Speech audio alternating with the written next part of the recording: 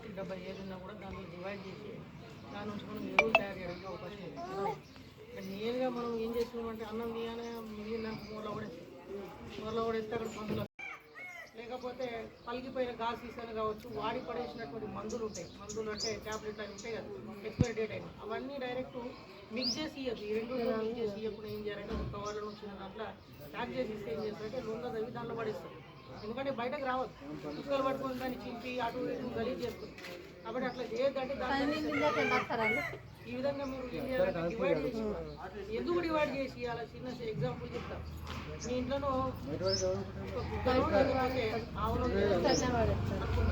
ఈ పక్క మెయిన్గా మీ దగ్గర వచ్చే ప్లాస్టిక్ ఏంటంటే కూరగాయలు తెచ్చినప్పుడు ప్లాస్టిక్ కవర్ వస్తాయి, తర్వాత పాల ప్యాకెట్లు వేడి వస్తాయి, దాని తర్వాత నూనె ప్యాకెట్లు వస్తాయి, దాని తర్వాత గాజు సీసాలు వస్తాయి, వాటర్ బాటిల్స్ వస్తాయి. ఇవన్నీ ఏవైతే ఉన్నాయో ఇటువంటి వాటిని మనం పొడి చేస్తా అంటాము.